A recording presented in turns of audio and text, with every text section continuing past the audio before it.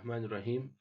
ګرانو زده کوونکو، د څېړنې د میتودالوژي په 11 څپرکي کې به موږ او تاسې د دوهمې برخې کې د احتمالي نمونه ټاکنې په برخه باندې کار وکړو.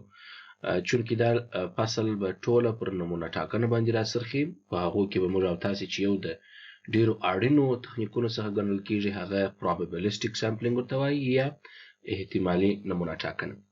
د مخه در دې چې موږ او تاسې پر probabilistic sampling باندې په بشپړه توګه د هغه پر اقسامو غږیږو، یو ځل لازم د موږ او تاسې د یو ډایاګرام په شکل باندې هغه پر اقسامو تقسیم کړو تر څو موږ او تاسې بالاخره هغه عملي برخې ته ځان ورسوو.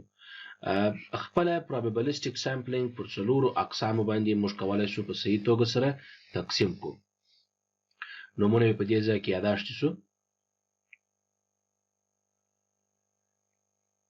لومړی ته موږ او تاسې وایو ساده ناګهاني شکل نمونه ټاکنه یا نمونه راپورته کونه، چې موږ او تاسې په انګلیسي کې ښه په واضح شکل چې مثلا ورته لیکو simple random sampling دی. چونکې سامپلینګ د ټولو سره کاریږي او احتمالي نمونه ټاکنه چې کله اشاره ورته وسول اساس همدا ځای دی چې په دې کې به ټوله کار رندم شکل سره صورت نیسي. رندم سه هدف دا دی لکه وختي ما اشاره ورته وکړه چې د څېړونکي کوم څېړنیز تبعیض پکې شامل ونه اوسي یا کوم چلند دی له خپل جهته پکې رانولي، ناببروي ناګهانه وي تر څو د څېړنې پرېکړه د هغه ډاټا په نتیجه کې په صحیح توګه سره تحلیل کړای شي. دوهم ډول چې دی هغه سیستماتیک سامپلینګ دی، یعنی که چیرې موږ او تاسې راولاړ شو رندم ټولو ته یاد کو نو موږ ته به اساني راولي. سیستماتیک رندم سامپلینګ دی. او دریم ډول بیا هم په اس سره دی چې هغه stratified random sampling دی. او څلورم ډول چې موږ او تاسې ورته وایو cluster random sampling دی. بعضې خلک یې په عادي نوم یادوي چې یوازې cluster sampling ورته وایي. خپله بیا اقسام یې موږ نسو کولی، ولې جهتونه یې موږ کولی سو یاد کو چې ورته وایو په دوو جهتو کې کولی سو چې SRS جوړ کو. یو ورته ویل کېږي replacement، یعنی په هغه کې نمونه تغییر کېږي، په بل کې without replacement، یعنی نمونه تغییر کېږي نه، چې پر دې به بحث کوو. بیا stratified دوه ډولونو ته دی، یو یې proportionate دی، برخه پکې اخیستونکې نمایندګي کوي د نمونه، بعضې بیا نان proportionate دی، برخه لرونکی نه وي. دا د stratified په حساب شو.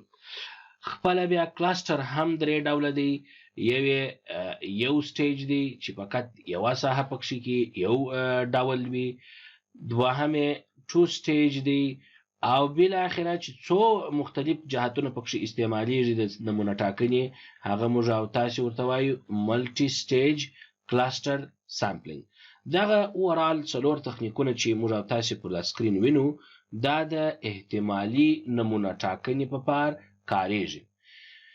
احتمالي نمونه ټاکنه دلته که چیرې موږ او تاسې ولیکو probabilistic sampling یا احتمالي نمونه ټاکنه، علت یې همدا دی چې په دې تخنیکونو کې معمولا ریسک د ډاټا د غلطوالي ډیر راټیټ دی، ولې دا ډیر سیستمایزد دی، په منظم توګه دی او د یو خاص حسابي پروسیجرونو له لوري څخه مخته روان دی. ډیر خاص هنر ته ضرورت شته، ځکه دا که چیرې څېړونکی یا ډاټا راټولونکی سکلز ونه لري دا نسي کولی، یا خاصه وړتیا د نمونې ټاکنې ونه لري نسي کولی راپورته کړي. د احتمالي نمونه ټاکنې یو بل ښه کمال دا دی چې په دې کې څېړنیز تبعیض یا د څېړونکي تبعیض پکې شامل نشته، unbiased دی، په مطلقه توګه ځینې لیرې دی. د دې څخه وروسته یو بل ښه کمال او خاصیت چې د احتمالي نمونه ټاکنه لري په دې کې چې کومه نمایندګي دغه سامپل کوي دا ډیره ښه نمایندګي کولی شي، یعنی موږ کولی شو چې وایو چې په دې کې د ډاټا ویلیډیټي او ریلایبلیټي ډیره محکمه ثابته او په نورو مختلفو جهتونو باندې هم موږ کولی شو استفاده ځینې وکړو. یو بل ښه کار په احتمالي نمونه ټاکنه کې دا دی چې موږ او تاسې د سفر کې په آخر کې هم یو عنوان ورباندې لرو چې هغه سامپلینګ ایرر دی.